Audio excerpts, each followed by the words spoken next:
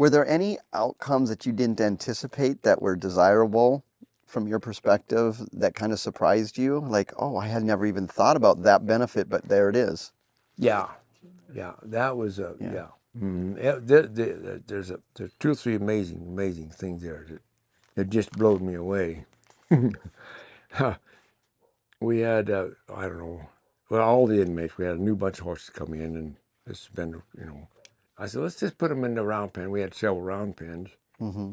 and one of them was all in close. I said, just stick that horse in that round pen. Just let him just sit there a little bit till we can. Too much going on. We put him in there, and we was all standing around there just kind of see what happened. Mm-hmm. And I thought, and I told this inmate, I said, just walk in the round pen and just stand there in the pen. He goes in, and this guy'd been around. I mean, he wasn't no level 1. He'd been in about level 3 and 2 and 3. He knew.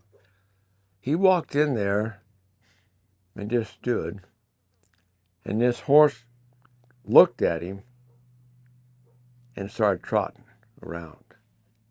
And the guy just kept looking, and the horse kept looking, and pretty quick the horse got into a lope, Mm-hmm.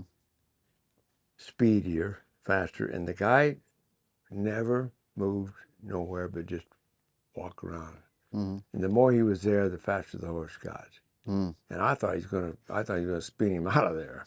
So I stopped and I said, that's good, just come out. Mm-hmm. I said, this other guy, I said, you step in there. He stepped in, same horse, stepped in, and this horse kind of looked at him, threw up his head kind of a little bit, kind of snorted, and kind of just started walking around, stopped and looked at him some more, started walking around him a little bit, got into a little trot. He just stood there a little bit. Pretty quick, he just kind of bowed his neck and just trotted around this guy. And he never run or nothing. He didn't like that first guy. Nothing. I thought, oh, what in the world is this horse picking up on? What are they picking up on? So I said, okay. Next guy comes in. Put this guy in there. Same horse. Same horse. 3 different guys, same horse. Mm-hmm. This horse looked at him, walked around, real slow,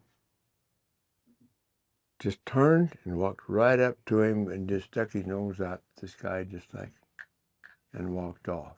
Never run, never moved, nothing. Wow. And I thought, what in the world is this all about? Mm. So, I'm kind of getting a little ahead of myself. Wait, let's do this a little bit. We did this, but we had inmates all the way around a round pen. Okay. Okay, inside. Okay. Then we put the horse in. Okay. And they picked these guys out. Okay. They picked them out of there. So I'd take this guy out and put another guy in. Mm-hmm. Okay, so the horse, to see what was happening. Mm-hmm. Yeah, that's the way it went. And anyway, I had a chance to go down to in the office and look up in the rap seats what these guys' crime was. What was a crime? Mm-hmm. And the first guy to come out of there, he committed a crime, and I don't know if he beat this cop up or something. It's a pretty tough crime. Mm. So when that horse come in and seen him, he said, I'd like to have a little party, but I think I better not. So he started his own pace running away like, don't touch me, Mm-hmm. And the second guy, he was a little more sterner, and this horse kind of bowed up at him and started off, and then just kind of kept walking and trotting. And he stopped and looked at this guy. His crime was he robbed something, I don't know, he stole something pretty valuable. Mm. In other words, I got your number. I know what you did. That horse picked him right out. The third guy, he'd been abused through his folks, sexually abused through all kinds of things. Mm. And that horse walked up and just real soft, and just stuck his nose out and walked off. So you see, Mm. that horse knew that that guy wasn't he's harmless. He needs some help. The Mhm. horse is trying to help him there. You think the horse is picking up on their energy kind of thing?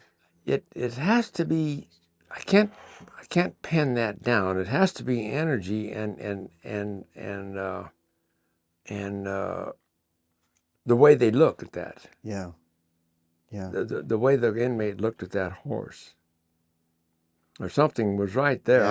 I can't exactly put it right on my finger, but I there was wonder something. also like their energy that they bring as they're walking into the horse's space, just even their entry and that kind of It stuff could too. be. It could You know, be. I'm just saying like everybody, there's an energy about people. I think Yeah, the energy. and I those think you're horses are kind so of. sensitive to pick up on subtleties that we don't naturally see It, or at it, least can identify. yeah, it's something right there that they were picking up on different Fascinating. energies. Yeah.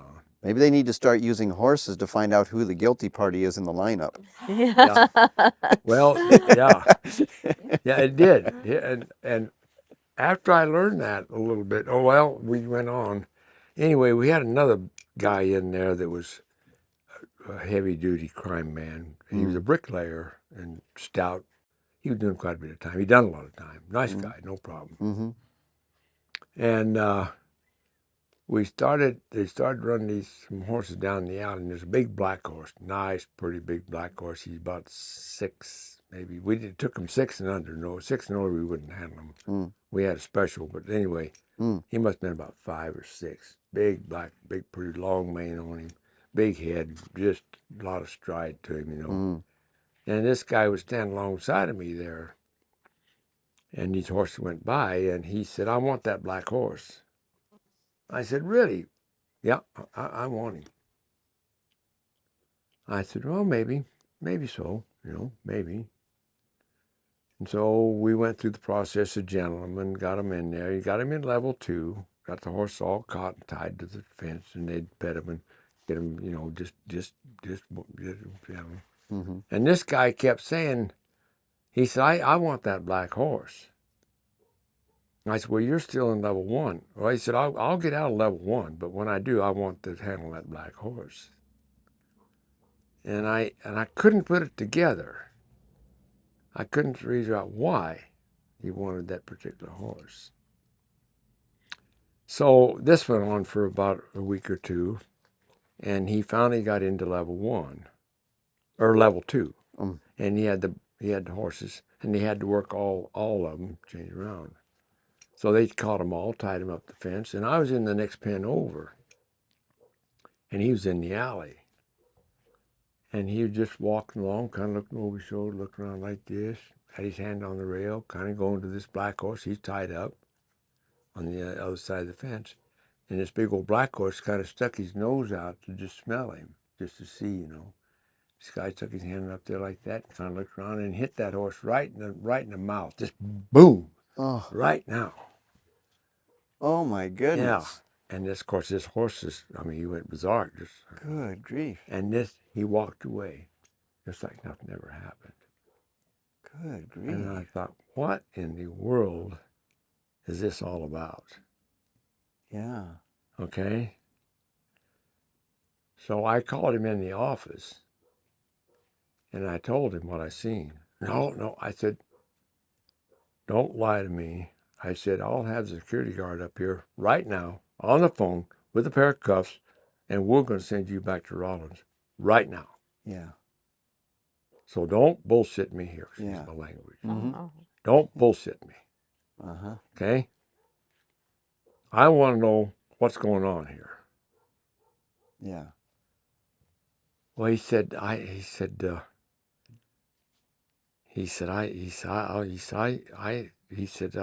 power that I want. I want my own power. I'm a criminal, and he said, I want that horse because he matches his power.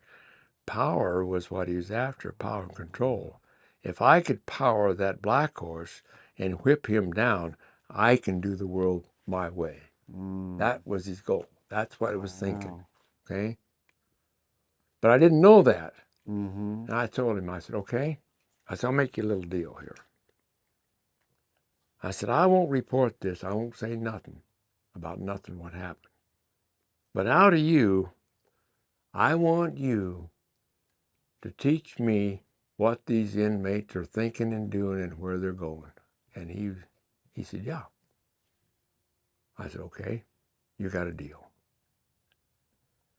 And it was amazing what goes on in and around a group of inmates, that what he was picking up on and what the signals was and where they were going and how they manipulate whoever they wanted.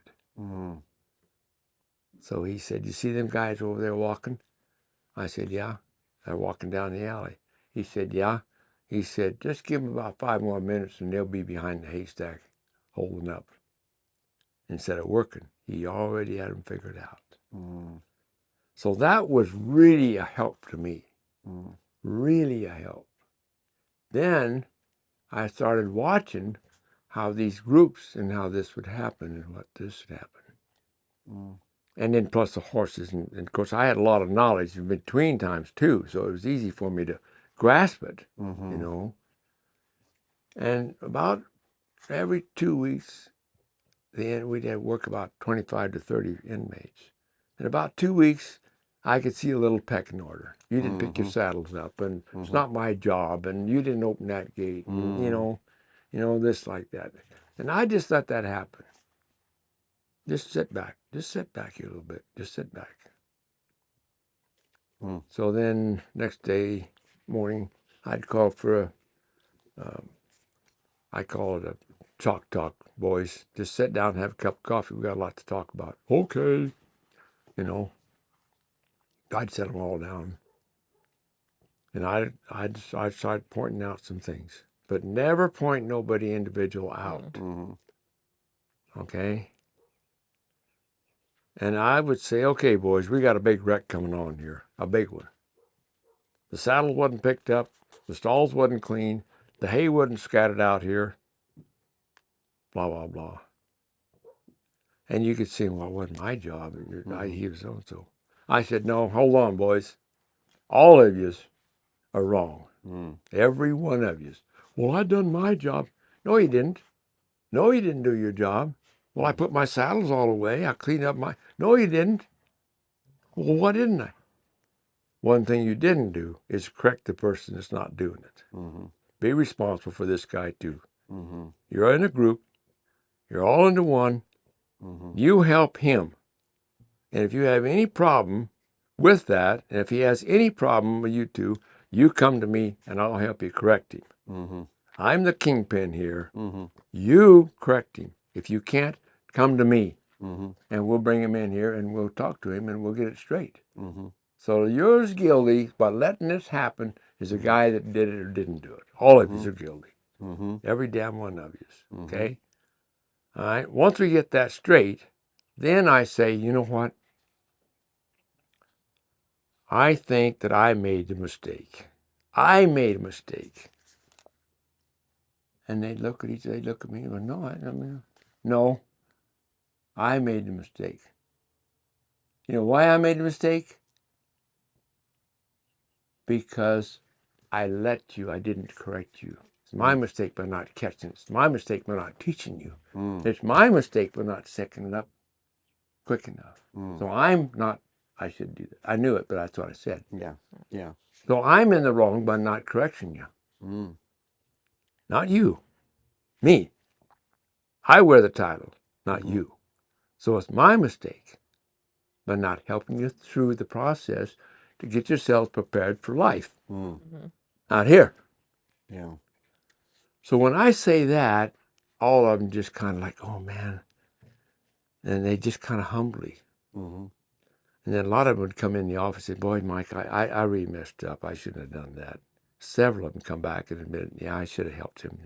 And that really helped them. Yeah. Modeling that humility and accountability. Yeah. But to come back in and sit down one-on-one and sit down and say, well, I made a mistake, Mike. Wow. And that really put the crew together. Yeah. When you do those kind of things, you've got a bond that's really hard to break. Yeah. And we had a bond up there. Those guys, they would do anything in the world to make that program work. Yeah. I mean, they were an amazing bunch of fellows that was come together. It just goes to show that there's many ways to lead, Yeah. and how you lead has a lot of bearing on how they follow. Yeah. It's just, wow, Yeah. it's powerful. Yeah. And so we had people from all over the country, all over. We had Western Horsemen come in, interview. We had National Geographic. Wow. We had people from Germany come over. Wow. We had an article on the New York Times, done an article. I mean, all over, everywhere. Just we had this, and it got to be so huge that the warden kind of, Too much attention. but what it did is it brought the honor farm up to the top level page of the best place for inmates. They give a big speech about how the inmates are learning, how it's best, and Yeah. so it caught the whole state of Wyoming Wow. was on top, like good, you know. So they had a big pat to do on it, you Wow. know. And But how many years did you do that in the horse program? 13, 14 years there. I retired there from that, yeah. And you've been retired how long now? Oh, 10 years, 15, I don't remember. Yeah, about 15 years, yeah. And so now how do you spend your days? Well, Fast forward. yeah, fast forward. Well, I still ride colts. I still race horses. We just come from Las Vegas last week with our award of our 50th year of raising horses. They give us, AQHA gave us a big award and a big plaque of that. So I still ride and train horses, and then I put on round pen demonstrations. Okay, yes. so you still get to work with people. And that's what I do. Oh, there's another end of the story there a little more. But anyway, yeah, I put on round pen stuff for people. I've learned that we've got so many people at horses. Almost everybody that knows or thinks they want to tell the story. Hey, I know how to do this. I do too, but it ain't a big thing to me. Yeah. I mean, Yeah. are you going to tell me something new? I don't know, because I've been to a few clinics and I've learned from some of the top guys. Brian Newport and a lot of them boys. It's like you. I get a lot out of what you're doing. I admire what you're doing. Thank you. So that's important to me. Yeah, always learning, aren't we? Yeah. So yeah, that's a good question too. I know you have more to say too, but like who were the people you really looked up to as you were learning and experiencing all these new things? Jack Brainer. Okay. He was probably he was my king. And you got to work with him? Yeah. I went to a clinic, a three-day clinic. I think Jack was probably more thing. Let's see, what was the other one we went to? Huh? Ray Hunt. Went to a couple clinics with Ray Hunt there. Wonderful. Wow. And then I kind of wanted to get with Chris Cox, but I never could get him slowed down enough to get him talking to me. But and a few other guys, but I've always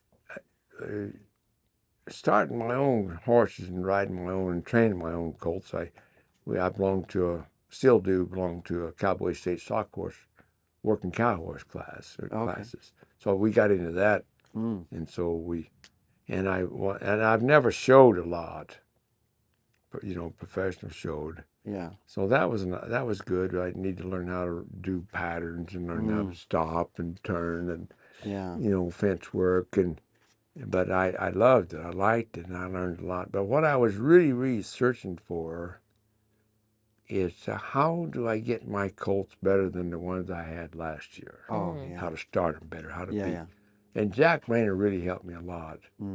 I wasn't there just to ride around and, just to set, but he taught me a lot how to set, feel, strides, motions. So I was really going through all of that, and okay, if I could do that on this old gentle horse I was riding, I should be able to teach my colt this. You probably know a lot about the cutting end of it, just how to really feel your horse. I learned a lot from Jack, and I called Jack 2 or 3 times. And Jack, I'm having a little trouble. Yeah, I kind of see it. I kind of understand. But he'd give me some advice on the phone from Texas. He lives in Texas, you know. Okay. So I'd call him once in a while. I said, Jack, Yeah. I don't know how to do this. So he helped me a lot on that. So that was good. And Ray Hunt, Ray was a super horseman. Yeah. But he wasn't very good with people. He didn't accept the people very good. He was all about the horse. Yeah. And so if you could concentrate on what he was on the horse, it was good. But he never had no sympathy on you whatsoever. It was the horse only. Yeah. You know. So, but I had enough horsemen under me to where I understood what he was doing. It wasn't such a big shock, you know. Yeah. Right. You know. So that was good. After I retired, I started this round pen on my own now. Okay. Stuff. So, and that's been. I didn't think I could do it because I worked with inmates, but I didn't think that I didn't see the difference. I thought everybody was the same, but with working with just natural people in the world, round pen, and so I do horsemanship with round pen. Then I do horsemanship, you know, safety things, stuff like that now. Yeah. We should probably also include, like, if you want, contact info, like how can people find you if they're interested in those sessions or seminars or anything that you do. Yeah, well, this is going to be an audio and not a video podcast, so do you want to just give your email and info that you want out there, and we can just put that on there at the end? Well, we could do that, but we're only down here for just another month, and we start going. So this is seasonal? Yeah, seasonal. From when to when? Yeah, from about November to April. November to April? Somewhere right in there, you know. And your phone number and email? Yeah, we could do that, couldn't we? Email, yeah. He's wanting it on. You go ahead and speak it, and I'll put it on there. Okay, my phone number is area code 307-850-6498. And email is 47... WYO. Yeah, WYO 47 horses at Yahoo. Okay. Yeah. We'll put that on there so people can get a hold of you during those months if they are interested. Yeah. And then if you want to do this again next year, because I know your guys are headed back home soon, aren't you? Like in the next month or yeah, weeks? next month we're coming. 2 weeks. Yeah. 3 So maybe we could get in touch with you again and sit down and have another chat. And oh, I got lots of stories. I'd love to hear more. Yeah, this is amazing. Thank you so much for sharing. Well, It it's a was pleasure. really incredible insight. Anything more you want to add to put on this? I think right now is enough. That's good? That's good. We talked enough. I talked too much. No, that was wonderful. It was it had my beautiful attention for the stories. whole thing, Yeah. and we're privileged just to have you on here. We only have 6 episodes up, so this will be like the 7th episode, and we're hoping to continue this podcast because it's just us chatting around, chatting, and I think it would be nice to have some more guests too. Absolutely. We hadn't thought of that when we started it, but why not? You inspired it. Yeah, you inspired it. You inspired was so the light bulb would go on in his head. It was like as soon as you asked what if we were to invite Mike to be on the podcast? Yeah, and when I don't even remember what the question was. You asked, and I saw you and Karen sitting there, and you asked a question during one of the presentations, and I was like, instantly, you know stuff. You know stuff, and I want to talk to you some more.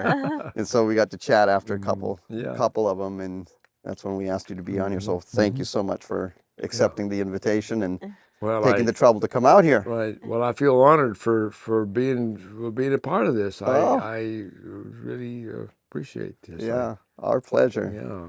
Well, great. Yeah. Till next time. Until next time. This concludes part 3 of Getting to Know Mike Buchanan. Thanks for listening to Hoofbeats on Main Street podcast. If you would like to submit questions or short videos for review, our email is hoofbeatsonmainstreet@gmail.com. This podcast is a product of Care for Horses Foundation. You can find Care for Horses Foundation on Facebook and at careforhorsesfoundation.org.